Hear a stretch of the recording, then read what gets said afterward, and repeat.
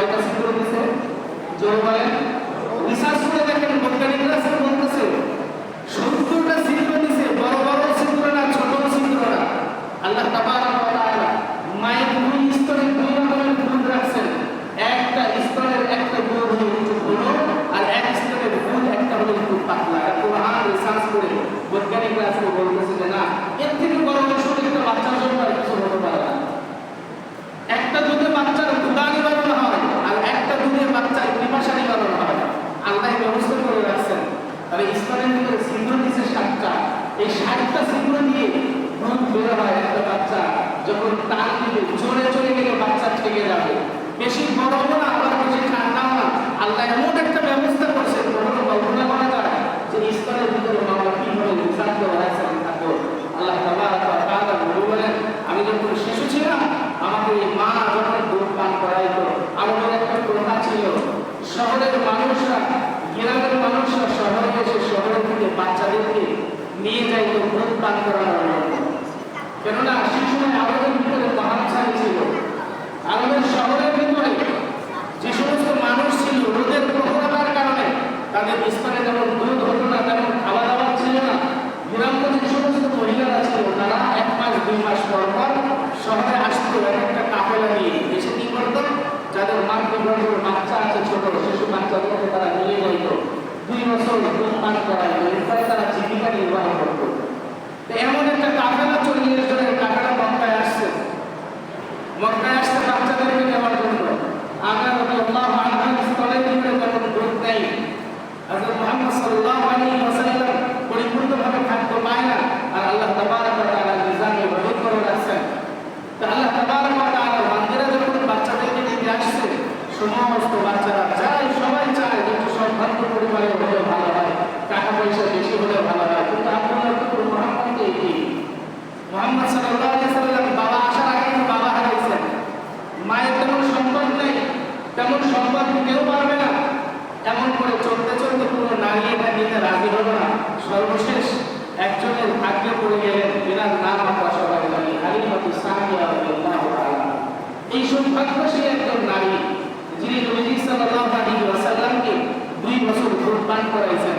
উম্মে আইমান নবীজির দাসী ডাক দিয়ে বলেন, হে দুনিয়ার মানুষ, আব্দুল্লাহর পুত্র মুহাম্মদকে যখন নেওয়ার জন্য আসলো, 40 জন মহিলাদের কাফেলার ভিতরে সবথেকে হালিমা যেই খচ্চরের উপরে এসেছিল, সেই খচ্চরটা ছিল সবথেকে দুর্বল, চলতে পারতো না, একবারে হেঁটলা পাতলা ছিল, লড়তে পারতো না। আসার সময় সবার পিছনে আসছে হালিমা ওই খচ্চর দিয়ে। কিন্তু যখন নবী মুহাম্মদ রাসূলুল্লাহ সাল্লাল্লাহু আলাইহি ওয়াসাল্লামকে কোলে উঠায় নিয়েছেন, আল্লাহ তাবারক ওয়া তাআলা হালিমার ভিতরে বরকত শুরু করে দিয়েছেন। সুবহানাল্লাহ।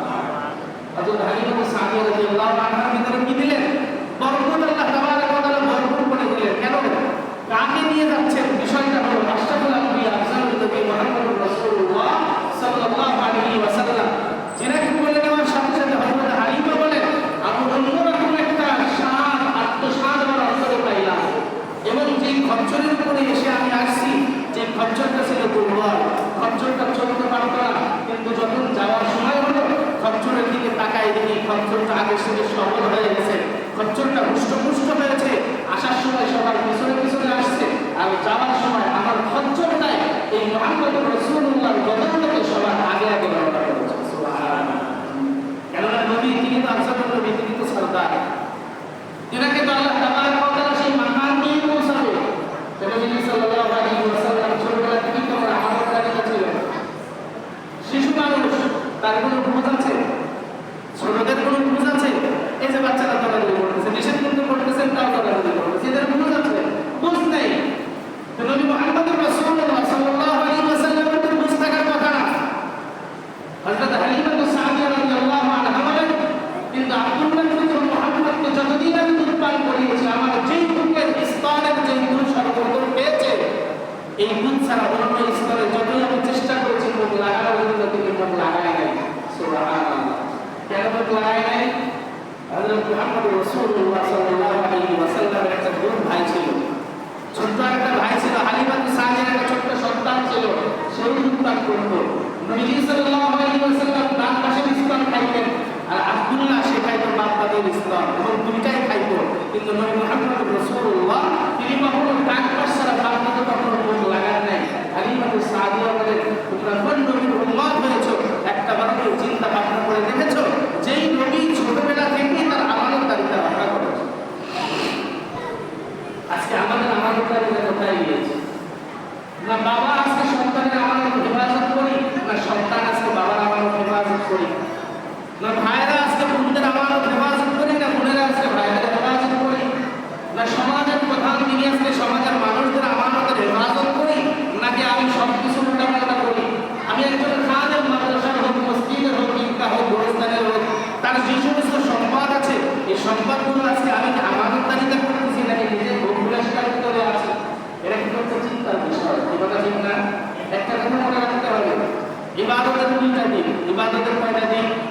সবাই বলেন ইবাদতের কয়টা দিক?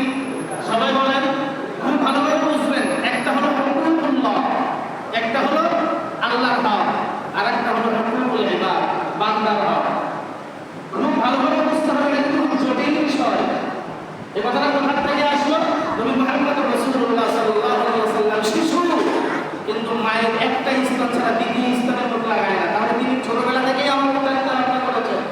কি কথা ঠিক না? আজকে তিনার উত্তরসূরি উম্মার দাবি করি আমরা। আজকে আমাদের কোনো আমানতদারিতা ঠিক নাই। একজনের উপর একটা দায়িত্ব দিয়ে সেই দায়িত্ব ঠিক মতো পালন করি না।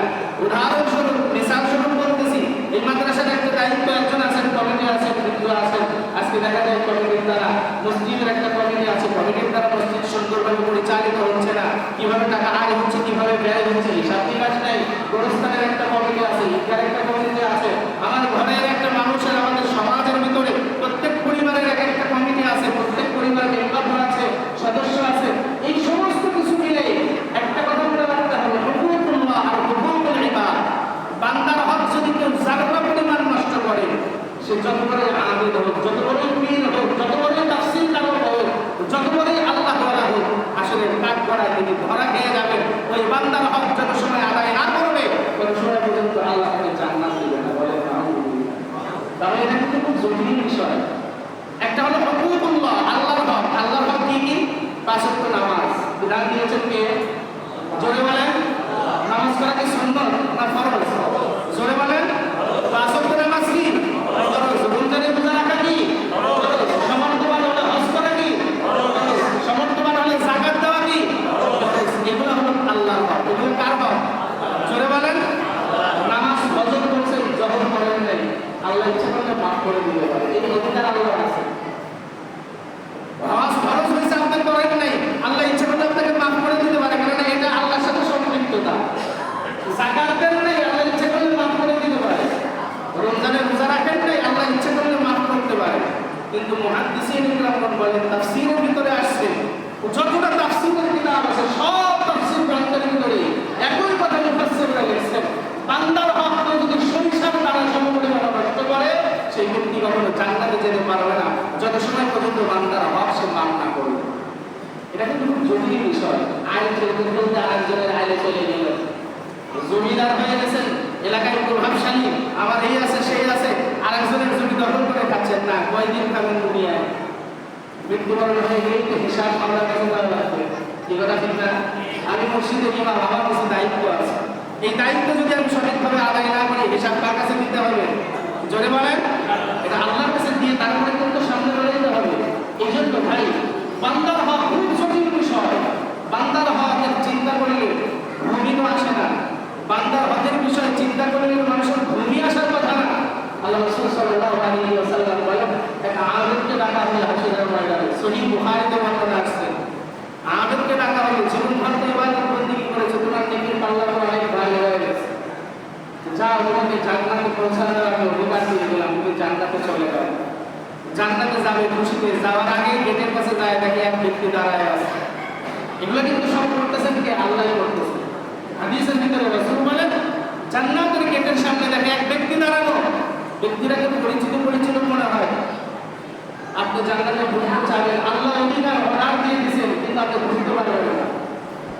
আপনাকে আটকাই দিবে গেট দারোয়ান, বললো ভাই কই যান? বলে কেন? আল্লাহ আমাকে অর্ডার দিয়েছে জান্নাতে যাই, আমার প্রাপ্যটা আমাকে দিয়ে তারপরে যায়। অবৈধভাবে কেউ যদি কাউকে একটা ঘুষি দিয়ে থাকে, এই ঘুষিটাও যদি দিতে হবে। অবৈধভাবে কাউকে যদি একটা চড় মেরে থাকে, কোনো দোষ নাই, এই চড়ের বদলাও যদি আপনাকে দিতে হবে। কি কথা ঠিক না? তখন ওই ব্যক্তি বলে, আমাকে আল্লাহ অর্ডার দিয়েছে জান্নাতে যাওয়া, তুমি কে বাধা দেওয়া? কুরআন শরীফে আল্লাহ তাবারাকা ওয়া তাআলা বলেন, ইন্নাল্লাহা আলা কুল্লি শাইইন কাদির। নিশ্চয় আল্লাহ সব কিছু করতে পারে, সব কিছুর উপর তিনি শক্তিমান। কিন্তু বান্দার হকের ক্ষেত্রে আল্লাহ করার কিছু নেই। কথাটা কি পরিষ্কার বুঝাইতে পারছি?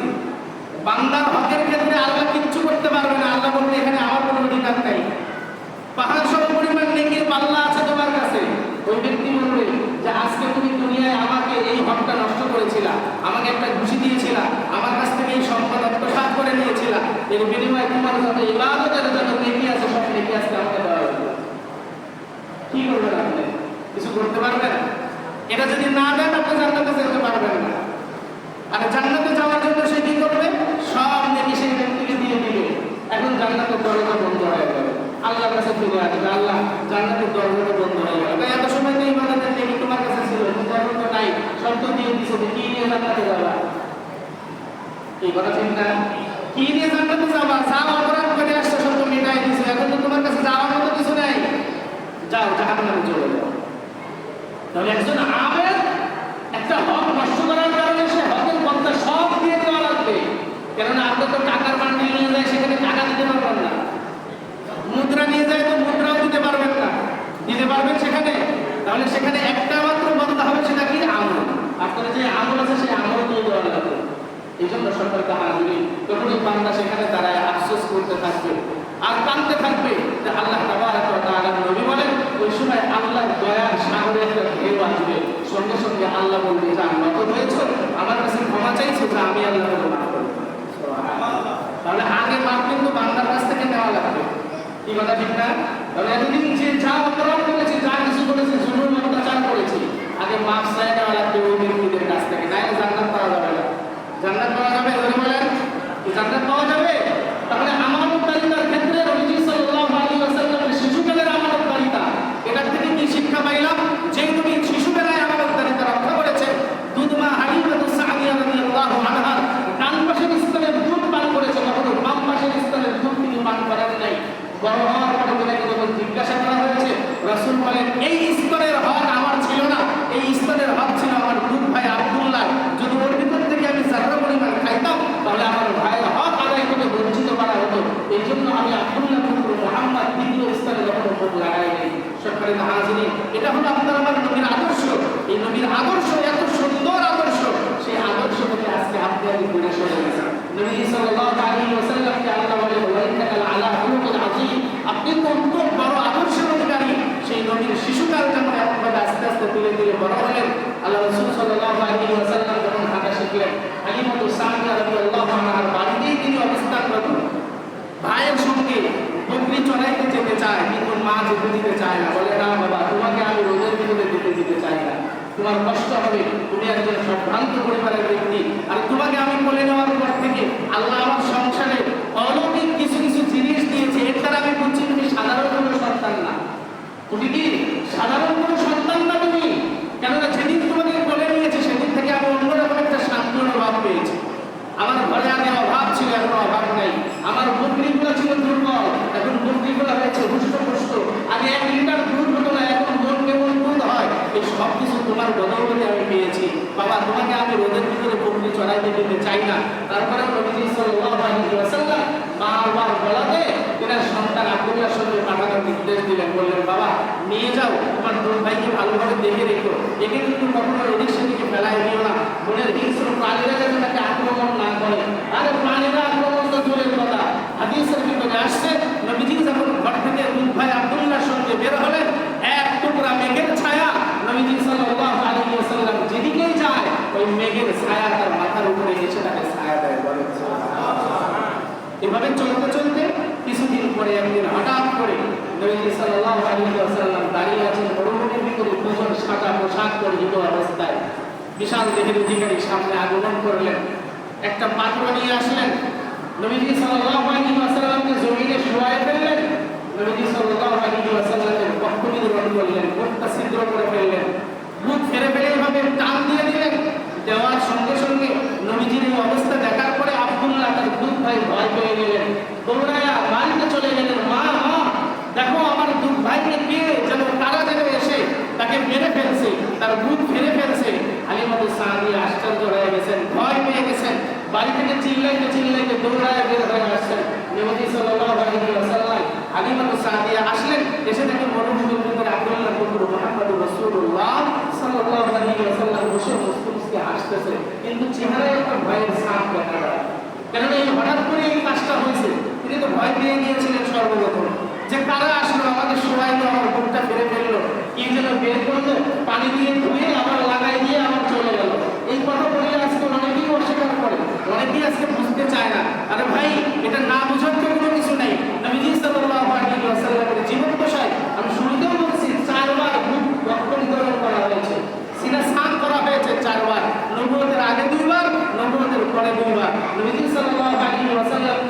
মা হালিমা জিজ্ঞাসা করতেছেন, বাবা কি হচ্ছে তোমার, ভয় করে তোমার চেহারা? তো নবীজি সাল্লাল্লাহু আলাইহি ওয়াসাল্লাম সব কিছু খুলে বললেন। বলার সঙ্গে সঙ্গে হালিমাতু সাদিয়া আব্দুল্লাহ পুত্রদের কোলে নিয়ে বাড়িতে নিয়ে গেলেন। তার মনের ভিতরে কিন্তু সংখ্যা লেগে আসে, টেনশন হচ্ছে, কি ব্যাপার, এটা কি তো বুঝতে পারতেছি না। পাশের এলাকায় একটা বড় পাদ্রী ছিল, রাস্তুরা, একজন আলেম ছিল আহলে কিতাবের, তার কাছে গেলেন। যাওয়ার পরে যখন সব কিছু বিস্তারিত বললেন, বলার পরে তিনি শুকরিয়া আদায় করলেন আর বললেন, হালিমা তুমি যাকে দুধ পান করাইতেছো, যাকে তুমি নিয়ে আসছো, সে আর কেউ না, তিনি সাইয়্যিদুল মুরসালিন, খাতামুন নবিয়্যিন, আশরাফুল আম্বিয়া, আফসালুন নবী, জনাব মুহাম্মদুর রাসূলুল্লাহ সাল্লাল্লাহু আলাইহি ওয়াসাল্লাম। ও হালিমা, ঘাবড়ানোর কোনো কারণ নেই, পেরেশানি হওয়ার কিছু নেই। এটা নবীজি এই রূহটাকে, কলবটাকে আল্লাহ হাউজে কাউসার থেকে পানি নিয়ে এসে ফেরেশতাদের মাধ্যমে পরিষ্কার করে দিয়েছে। তা হাদিসের কিতাবের ভিতরে মুহাদ্দিসিন ইকরামরা যখন রাসূলকে প্রশ্ন করেছিলেন, ইয়া রাসূলুল্লাহ এটা কেন বলা হয়েছিল, রাসূল তখন জবাব দিয়েছিলেন। ইবনে মাজার ভিতরে হাদিস আসছে, রাসূল বলেন, আমি তখন সাহাবায়ে কেরামদেরকে বললাম, শিশুবেলায় শৈশবকালে বাচ্চাদের একটা খেলাধুলার মনোভাব থাকে, খেলাধুলার মন মানসিকতা থাকে, এদিক সেদিকে লাফালাফি দৌড়াদৌড়ি করার একটা মন মানসিকতা থাকে। আল্লাহ তাবারক ওয়া তাআলা যেহেতু তিনাকে শ্রেষ্ঠ বানাবেন, এই শ্রেষ্ঠ মর্যাদা ধরে রাখার জন্য তিনার এই কলবটাকে ফেরে, এই রূপটাকে ফেরে, কলবটাকে পানি দিয়ে ধৌত করে সুন্দর করে লাগিয়ে দিলেন, যাতে তার ভিতরে খেলাধুলার কোনো মনোভাব সৃষ্টি না হয়। এটা আল্লাহ কুদরতিভাবে রাসূলকে এভাবে হেফাজত করলেন। সম্মানিত হাজিরিন, তাহলে সেই নবী আজকে আপনার আমার সামনে কি আমানতদারিতা রেখে গেছেন, কি আদর্শ রেখে গেছেন। ও যুবক ভাই, বন্ধু বাবাজিরা, এই আদর্শ, এই আমানতদারিতা আজকে আপনাকে আমাকে রক্ষা করতে হবে। এই কথা চিন্তা জোরে বলেন। এজন্য রাসূল বলেন, মান তাশাব্বাহা বিকাওমিন ফাহুয়া মিনহুম, যার সঙ্গে যার মুহাব্বত, তার সঙ্গে তার কিয়ামত। আপনার মুহাব্বত যদি একজন ভালো ব্যক্তির সঙ্গে হয়, একজন নামাজে আল্লাহ ওয়ালার সঙ্গে হয়, তাহলে আপনার হাসরও হবে সেই ব্যক্তির সঙ্গে। আর যদি আপনার উঠা বসা চলাফেরা একজন গাঞ্জাখোর, ফিনসিডিখোর, ইয়াবাখোর, মদখোর, জুয়াখোরের সঙ্গে হয়, সিটিং বাটপার যারা আছে তাদের সঙ্গে যদি হয়, তাহলে আপনি লিখে রাখেন, সোনার অক্ষরে হলেও লিখে রাখেন, আপনার হাসর ওই ব্যক্তির সঙ্গেই হবে। এবারে চিন্তা করে বলেন, তাহলে আপনাকে আমাদের শিক্ষা এটাই নিতে হবে নবীর আদর্শ থেকে, নবীর এই শিক্ষা থেকে এটাই শিক্ষা নিতে হবে যে আমি তো নবীর উম্মত, আমি মিথ্যা কথা বলতে পারবো না, আমি গীবত শিকায়ত করতে পারবো না, মানুষের হক নষ্ট করতে পারবো না, আমি আমানতদারিতার হেফাজত করবো। কি পারা যাবে না ইনশাআল্লাহ? যার কাছে, যেই ব্যক্তির কাছে যেই সম্পদ যেটা আছে, এটা তার কাছে আমানত, এই আমানতের রক্ষার দায়িত্ব যার যার ব্যক্তিগত। কি পারা যাবে না ইনশাআল্লাহ? কি পারা যাবে না ভাই ইনশাআল্লাহ? সেই আমানতদারিতা যদি রক্ষা করতে পারি, রাসূল যে শিক্ষা দিলেন, এই শিক্ষা থেকে আমাদের সবাই, ফ্যামিলি মেম্বার থেকে শুরু করে যেই জায়গার দায়িত্বশীল আছি, সব দায়িত্বশীলরাই হলো আমানতদারি। এই আমানতদারিতা যদি হেফাজত না করি, তাহলে কিন্তু হাসরের ময়দানে সব বরবাদ হয়ে যাবে, জাহান্নাম ছাড়া উপায় থাকবে না। আর জাহান্নামে নিয়ে কি শান্তি দেওয়া হবে? কথা বলে না। জাহান্নামে নিয়ে কি আরাম দিবে আল্লাহ? ওই যে গত বছর দেখছিলাম এক ব্যক্তি দোয়া করতেছিল, শেখ মুজিবুর রহমান সাহেবের জন্য দোয়া করতেছে, বড় একজন ব্যক্তিত্ব, ফেসবুকে ভাইরাল হয়েছে, দেখছেন আপনারা। সে দোয়ার ভিতরে বলতেছিল যে আল্লাহ আমাদের শেখ মুজিবুর সাহেবকে জাহান্নামে ভালো জায়গায় রাখেন। তো জাহান্নামে কি ভালো জায়গা আছে? কথা বলেন আপনারা। ও ব্যক্তি বোঝেই নেই যে জান্নাত কি আর জাহান্নাম কি। জাহান্নাম কি ভালো জায়গা? এই যে দোয়া করলো, এই দোয়াটা কি তার পক্ষে কি ভালো দোয়া হয়েছে? ভালো দোয়া হয় নাই। সত্য এটার মধ্যে বের করে দিবে আল্লাহ, সত্য যেটা আল্লাহ বের করেই দিবে 100%, এটা থেকে আপনাকে আমাকে বুঝতে হবে। তাহলে জাহান্নামের কোথাও ভালো জায়গা নাই, জাহান্নামে যারা পরিমাণ শাস্তি। হযরত আবু তালেব রাদিয়াল্লাহু, আবু তালেব তিনি গিয়েছিলেন নবীজি সাল্লাল্লাহু আলাইহি ওয়াসাল্লামের চাচা। যে চাচা না, আবু তালেবকে শুধু আল্লাহ একটা শাস্তি দিবে। জানেন কি শাস্তি? হাদিসের ভিতরে আসছে, তার পায়ের ভিতরে শুধু জাহান্নামের আগুন দিয়ে জুতা বানাবে। দুটা কি বানাবে? জুতা বানাবে। এই জুতা শুধু তাকে পরায় রাখবে, আর কোনো শাস্তি নেই তার। রাসূল শুধু দোয়া করছিলেন, কি দোয়া জানেন? নবীজি সাল্লাল্লাহু আলাইহি ওয়াসাল্লাম যেদিন নবুয়ত প্রাপ্ত হলেন, সেটার একটা বরকতপূর্ণ আছে। আর আরেকটা, নবীজি যেদিন জন্মগ্রহণ করছিলেন, আমিনার পেট থেকে যখন দুনিয়াতে আসছে, আসার সঙ্গে সঙ্গে আবু তালেবের একটা দাসী ছিল, বান্দি ছিল, সেই বান্দি এসে তাকে সুসংবাদ দিয়েছিল যে আপনার একটা সুন্দর ফুটফুটে একটা ভাতিজা হয়েছে। এই সুসংবাদটা পাওয়ার পরে আবু তালেব এই দুই আঙ্গুল দিয়ে এভাবে ইশারা করে তাকে আযাদ করে দিয়েছিলেন। ওই বান্দিটাকে কি বলেছিলেন যে তুই একটা সুন্দর সুসংবাদ দিবি, তুই আজকে আমি আযাদ করে দিলাম। এই যে দুই আঙ্গুল দিয়ে